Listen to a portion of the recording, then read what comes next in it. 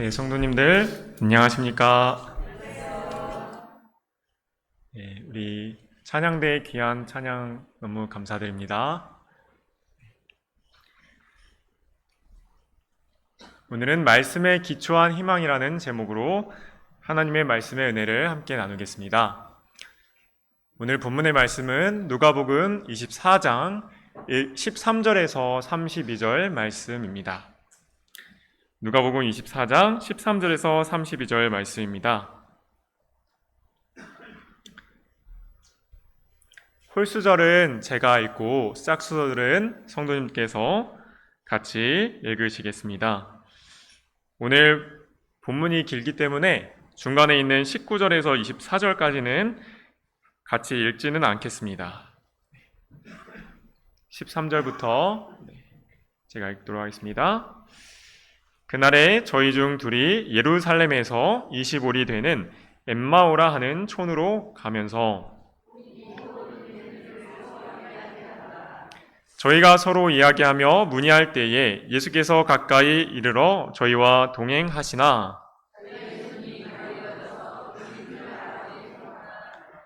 예수께서 이르시되 너희가 길 가면서 서로 주고받고 하는 이야기가 무엇이냐 하시니 두 사람이 슬픈 빛을 띠고 머물러 서더라.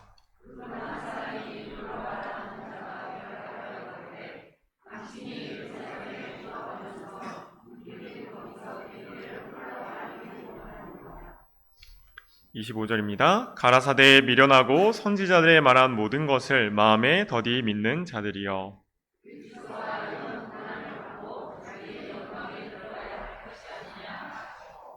이에 모세와 및 모든 선지자의 글로 시작하여 모든 성경에 쓴 바 자기에 관한 것을 자세히 설명하시니라.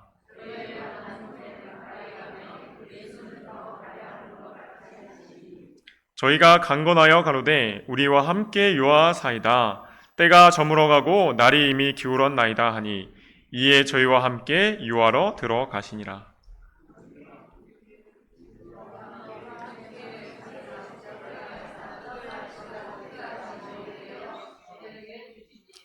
저희 눈이 밝아져 그인 줄 알아보더니 예수는 저희에게 보이지 아니하시는지라.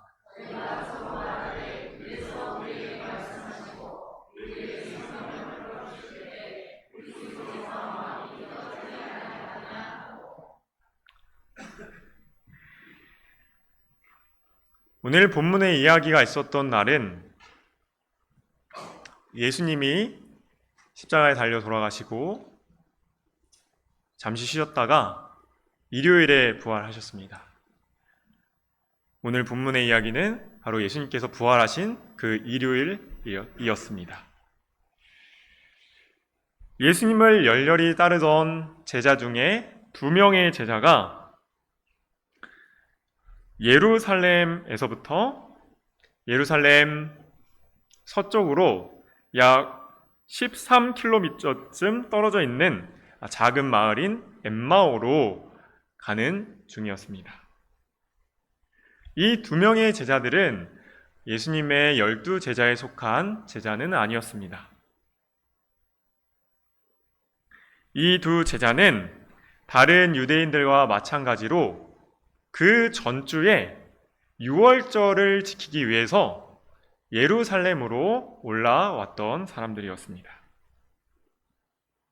그런데 유월절을 지키러 왔는데 유월절 기간인 금요일에 그들에게 엄청난 실망을 주는 사건을 경험하게 되었던 것입니다. 바로 그들의 선생님이고 또 그들이 선지자로 믿었던 예수님께서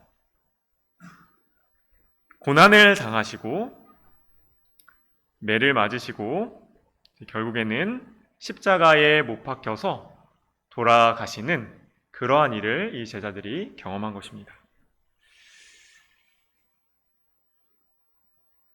예수님은 제자들이 정말 열렬히 따랐습니다. 제자들은 예수님에게 그들의 희망을 걸었습니다. 왜냐하면 예수님을 이스라엘을 식민지 삼아서 압제하고 있는 그 로마로부터 이스라엘을 자유하게 하고 독립시켜줄 그러한 영웅으로 예수님을 제자들이 생각하였기 때문이었습니다. 그런데 그런 예수님께서 정말 무력하게 그렇게 많은 능력을 보여주시고 행하신 예수님께서 그 십자가 앞에서 정말로 무력한 한 인간으로 아무런 저항도 안 하시고 너무나도 쉽게 돌아가신 것입니다. 그래서 예수님이 돌아가신 그 다음날 토요일 안식일은 지금 우리가 지키고 있는 이러한 쉼이 있는 안식일, 그리고 기쁨으로 예배하는 안식일, 성도들과의 기쁨의 교제를 나누는 그러한 안식일이 아니었습니다. 예수님을 따랐던 사람들은 그들의 공통된 희망이었던 예수님이 죽으심으로 인해서 그들은 엄청난 슬픔에 빠졌고 낙담에 빠졌고 정말 절망적으로 우울한 마음으로 그 안식일을 보냈을 것입니다. 그리고 다음날 일요일 아침에는 예수님의 시체를 확인하기 위해 무덤에 갔던 여인들에게 천사들에게서 예수님이 부활하셨다는 말을 들었다는 그 소식을 이 두 제자들이 접하게 되었습니다. 하지만 이 두 제자들은 예수님이 부활하셨다는 그 사실을 믿지 못했습니다. 그리고 일요일 오후에 두 제자는 그들의 집이 있는 엠마오 마을로 예루살렘에서 내려가게 되었습니다. 그리고 슬프고 낙심한 마음으로 예수님이 그 전주에 재판을 받으시고 십자가에 못 박히시던 광경을 서로 주고받고 이야기를 합니다. 이렇게 이야기하지 않았을까 생각해 보았습니다. 하나님께서 우리들을 버리신 게 아닐까?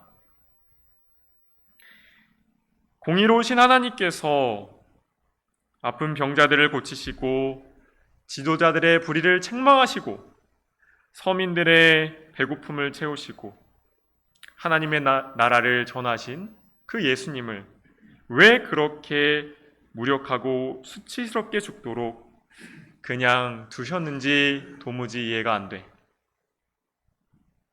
우리나라를 압제하는 로마와 그들의 앞잡이 노릇을 하는 욕심 많은 세리와 같은 사람들은 벌하지 않으시고 저렇게 잘 살게 두시면서 말이야. 예수님은 정말로 하나님이 보내신 모세와 같은 선지자 같았는데 말이야. 우리의 착각이었을까? 이제 우리는 무슨 희망으로 살지?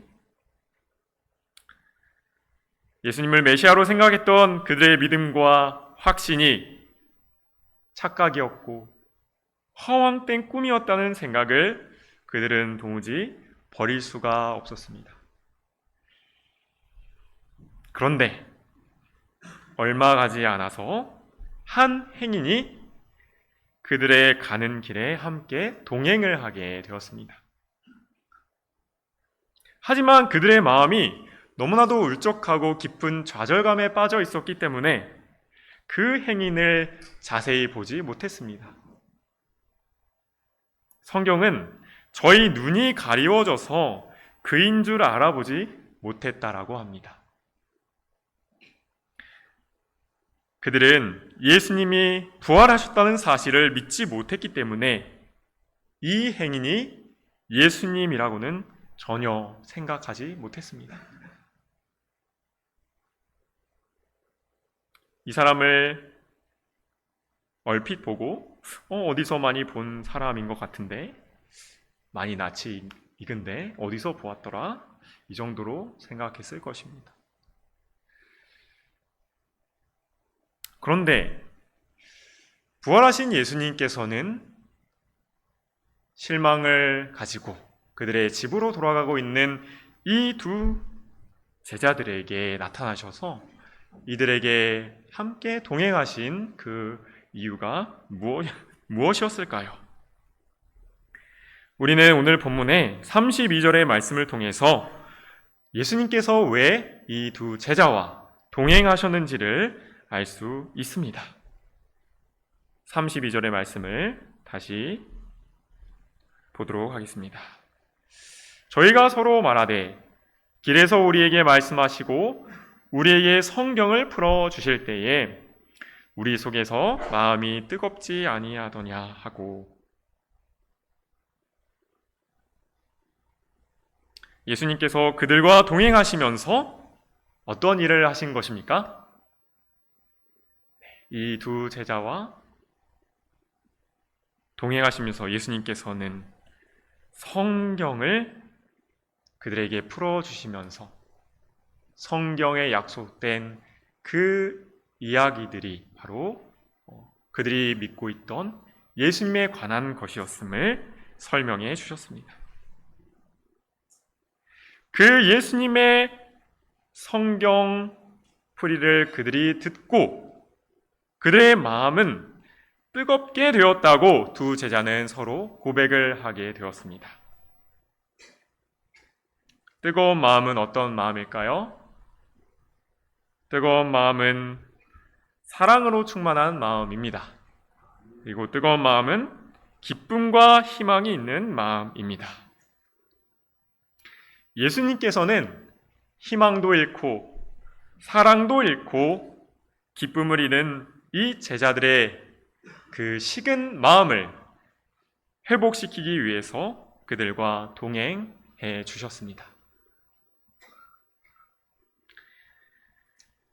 성도 여러분, 우리도 이 두 제자처럼 예수님이 우리 곁에 살아계시지 않은 것 같아서 우리의 믿음 생활을 어떻게 해야 할지 막막할 때가 있으십니까?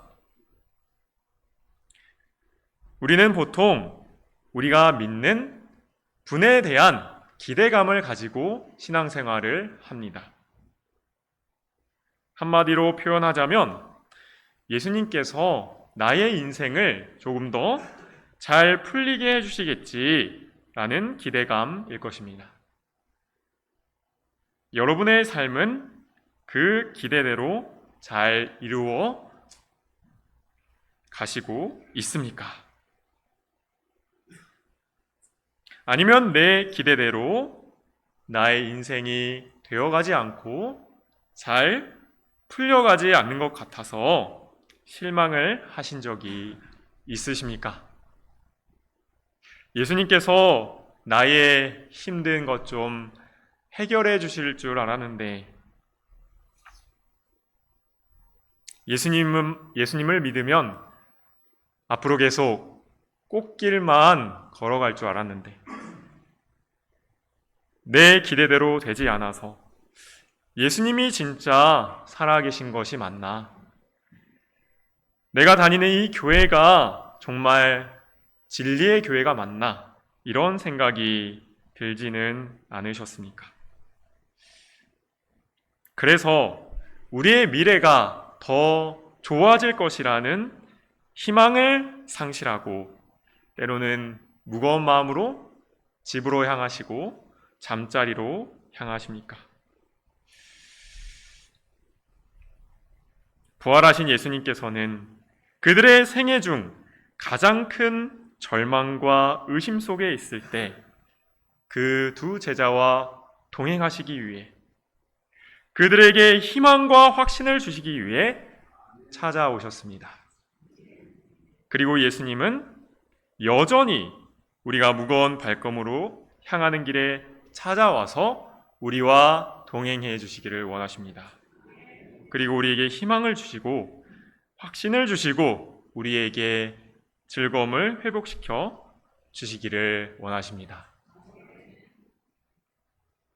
그럼 과연 예수님께서는 어떠한 방법을 통해 절망과 의심 속에 있는 제자들에게 희망과 확신을 회복시켜 주셨을까요?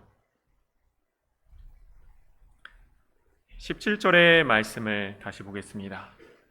예수께서 이르시되 너희가 길 가면서 서로 주고받고 하는 이야기가 무엇이냐? 예수님은 낙담에 빠진 제자들이 가고 있는 그 길에 자연스럽게 등장하셔서 제자들에게 물으시는 것입니다. 그런데 우리는 이 부분에서 예수님께서 제자들이 하는 이야기가 무엇인지 정말로 모르셨을까? 몰라서 물어보는 것일까라고 생각해 볼 수 있습니다. 예수님께서는 하나님이시기 때문에 그들이 말을 하지 않더라도 그들이 무슨 이야기를 하고 있는지 다 알고 계시는 분이십니다.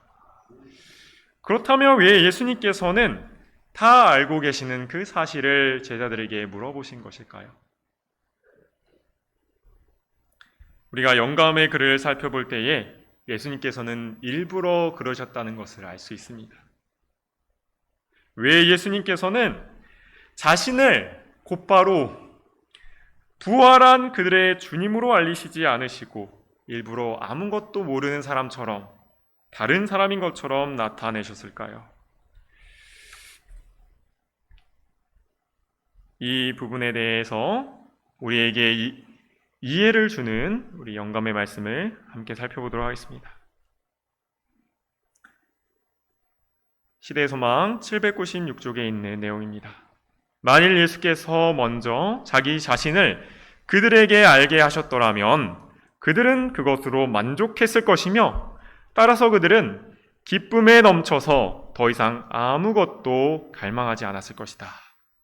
그러나 구약의 의식과 예언을 통해서 주신 예수님에 대한 증거를 저희가 이해할 필요가 있었다. 이 증거들 위에 저희 믿음을 세워야만 했다. 그리스도께서는 그들을 확신시키기 위해서 기적을 행하지 아니하시고 성경 말씀을 설명하셨다. 그들은 그리스도의 죽음으로 자기들의 모든 소망이 산산조각이 난 것으로 생각했다. 그러나 그분은 그것이 저희 믿음을 위해서 가장 힘있는 증거라는 사실을 선지자의 글에서 보여주셨다. 성경의 예언과 예수님에 대한 성경의 증거들 위해 그들의 믿음이 세워지는 것이 너무나도 중요했기 때문에 예수님은 성경의 예언과 증거로 그들의 주의를 집중시키시고자 일부러 자신을 나타내시는 것을 뒤로 미루신 것입니다. 그래서 제자들과 함께 동행하시면서 진지한 이야기를 하고 있는 것 같은데 근래에 혹시 무슨 일이 있었나요? 라고 모르는 것처럼 제자들에게 물으신 것입니다. 예수님의 이 질문에 두 제자 중 글로바라고 하는 제자가 이렇게 대답합니다. 아니, 우리처럼 예루살렘 방향에서 오시는 것 같은데 어떻게 최근에 있었던 그 큰 사건을 혼자만 그렇게 모르실 수가 있으십니까? 예수님은 그래요? 무슨 일이 있었는데요? 이렇게 모르시는 것처럼 물어보셨을 것입니다. 글로바는 그동안 어떤 사건들이 있었는지 그리고 그들은 그 사건의 중심 인물인 예수님에 대해 어떻게 생각하고 기대를 했었는지 그리고 그분이 십자가에 달려 죽으신 후에 어떤 일들이 있었는지를 설명해 주었습니다. 예수님은 글로바의 말을 다 듣고 나신 후에 이렇게 말씀하셨습니다. 25절에서 27절 말씀입니다.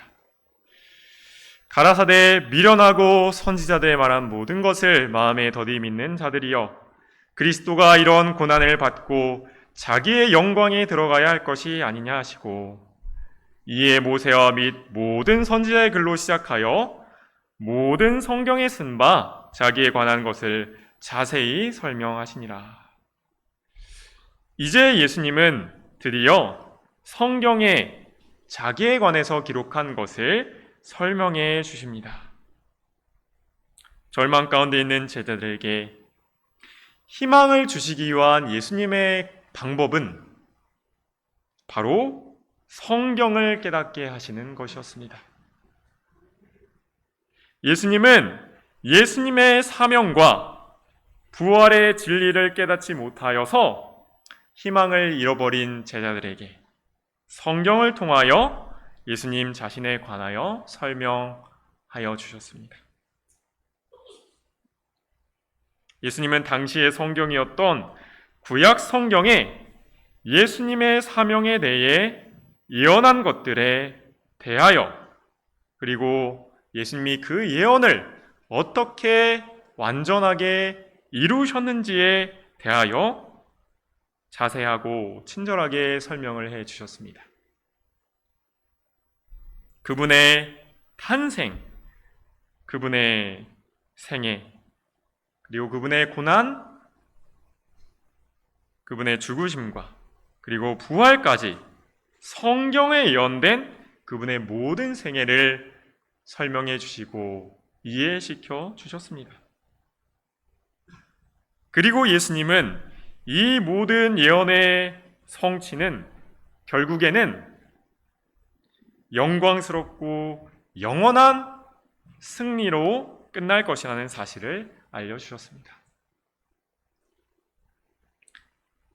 예수님의 이러한 열렬한, 친절한, 정확한 성경 풀이를 들으며 제자들의 마음은 어떠했을까요? 영감의 글은 제자들의 마음이 어떠했는지 이렇게 알려주고 있습니다.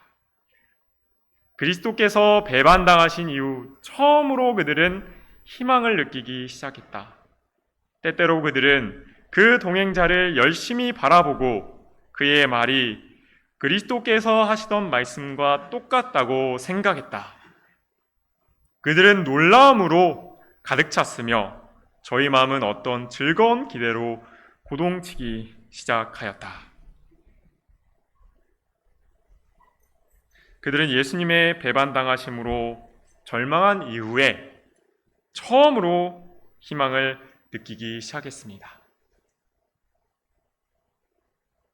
그들의 마음은 놀라움으로 가득 차게 되었고 즐거운 기대감으로 고동이 치기 시작했습니다. 언제부터요?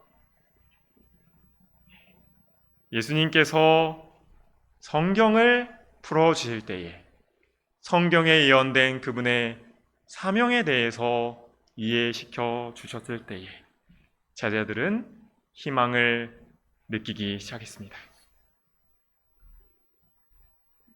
예수님의 가르침으로 성경을 깨닫게 되면서 그들의 마음은 절망에서 희망으로, 낙담에서 즐거움으로 바뀌어 간 것입니다.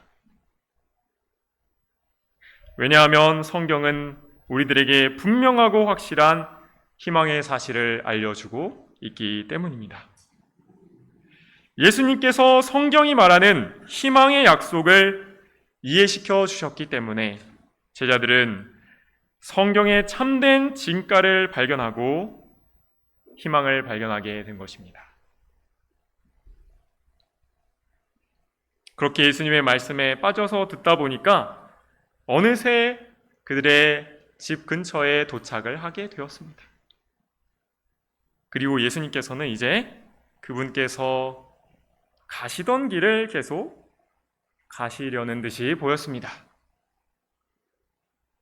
하지만 이 두 제자는 그들에게 희망을 준 이분을 그냥 보내기가 너무나도 아쉬웠던 것 같습니다.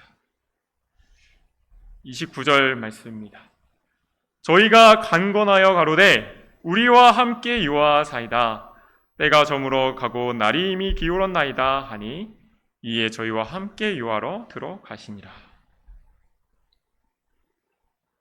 선생님, 날도 저물었으니 그냥 가시지 마시고 저희 집에서 저녁도 같이 드시고 하룻밤 쉬다가 가시는 게 정말 좋을 것 같습니다. 저에게 이렇게 성경 말씀을 가르쳐 주시고 용기를 주셨는데 그냥 가시면 저희가 너무 섭섭할 것 같습니다. 그래서 예수님은 강권하는 그들의 청을 듣고 그들의 집에 들어가셨습니다.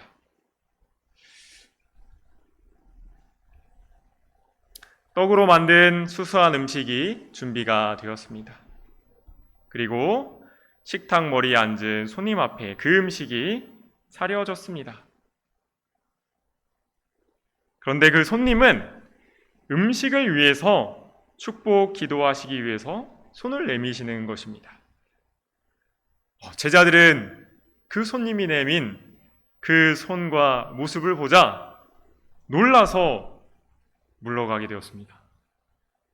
왜냐하면 그 손님은 그들이 따랐던 그들의 주님 예수님께서 하시던 똑같은 방법대로 손을 펴셨기 때문이었습니다. 제자들은 다시 한번 그 손을 쳐다보았습니다. 이제 그들은 그분의 손에 있는 못자국을 보게 되었습니다. 그래서 두 사람은 동시에 이는 주 예수이시다, 그분은 죽은 자들 가운데서 살아나셨다 하고 부르짖게 되었습니다.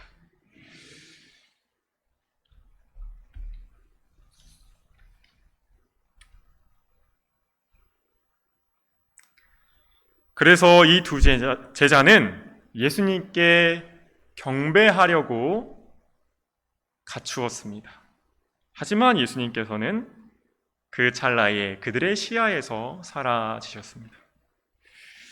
예수님이 보이지 않아서 조금 어리둥절했지만 그들은 확신에 차고 기쁨으로 가득 찬 그 마음을 주체하지 못하고 배고픔도 있고 피곤함도 잊은 채 예루살렘에 남아서 이 기쁜 소식을 모르고 있는 동료들에게 이 소식을 전하기 위해 달려가게 되었습니다.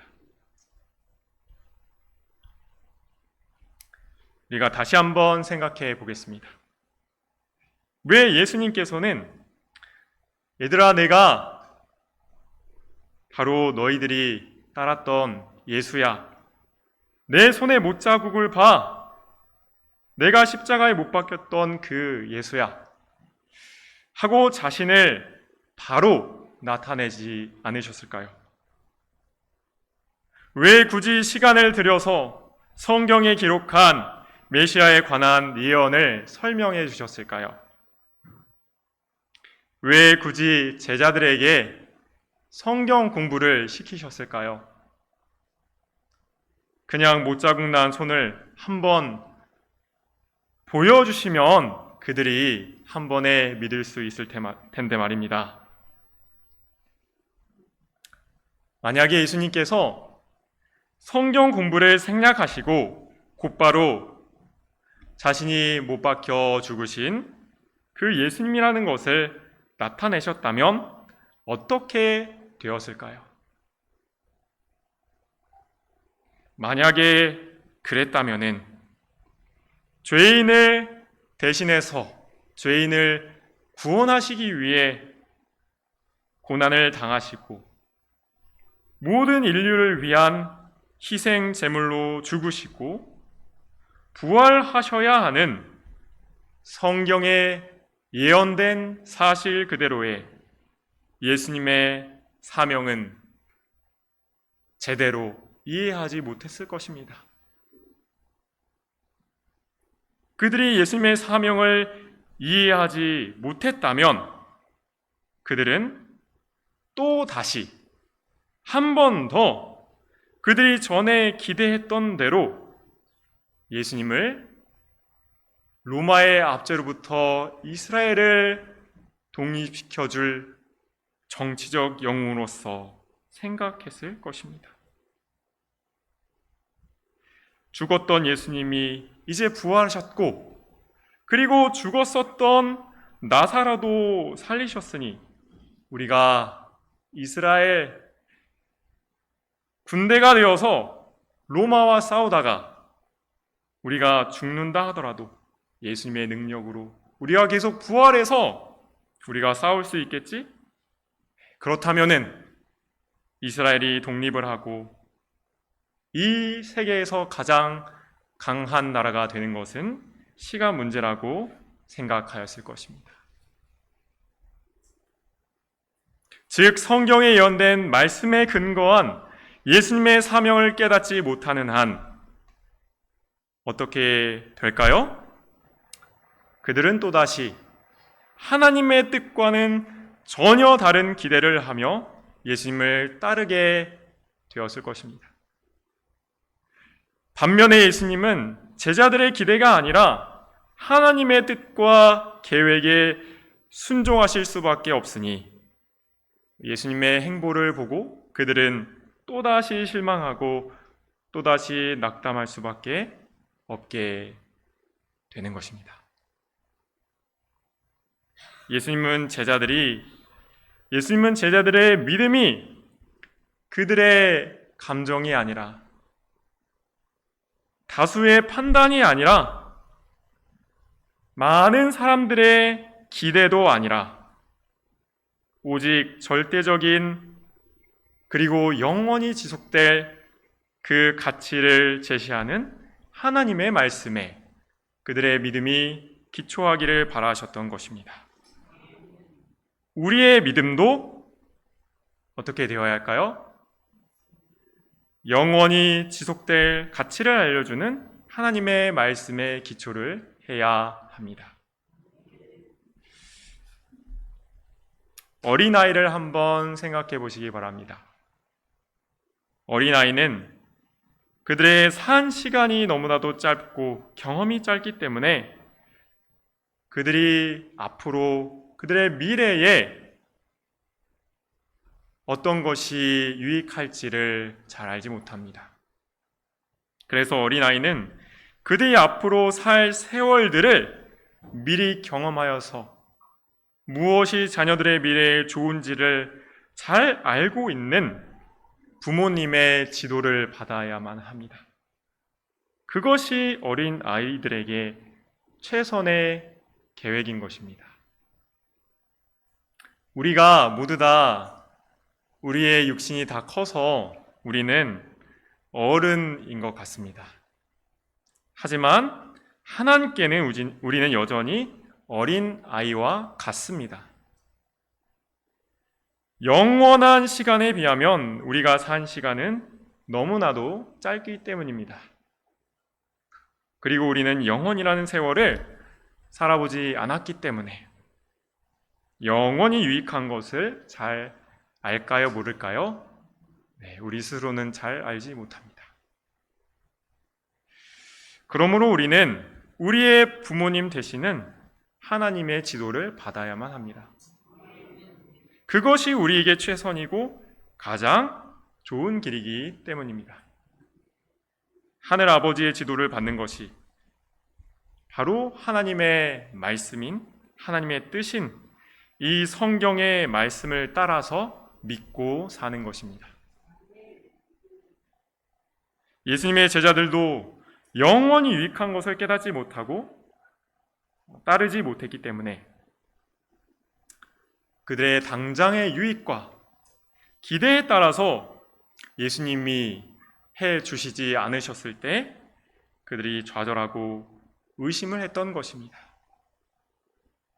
하나님의 사랑하는 자녀인 우리 모든 성도 여러분, 예수님은 오늘 우리와도 함께 동행하시길 원하십니다. 내 기대가 좌절되어서 실망 중에 있는 우리들에게 다가오셔서 영원한 길이요, 영원한 진리요, 생명이신 예수님과 하나님의 뜻을 성경 말씀을 통하여서 우리에게 알려주시기를 원하십니다. 예수님께서는 이 성경의 예언에 따라서 지금은 어디에 계실까요? 지금은 승천하셔서 우리를 위해서 처소를 예비하고 계십니다. 그리고 하늘 성소에서 우리를 죄로부터 깨끗게 하시는 봉사를 하고 계십니다. 승천하시기 전에는 인간의 몸과 그리고 공간과 시간의 제약을 받았지만 지금은 공간과 시간의 제약 없이 성령을 통하여서 그분을 구하고 찾는 모든 자와 함께하여 주십니다. 우리에게 영원한 것을 알려주는 하나님의 말씀의 약속들을 우리 모두 관심을 가지시고 사랑하셔서 영원한 희망을 가지시고 사시는 모든 성도님들이 되시기를 바라면서 오늘 말씀을 드리겠습니다.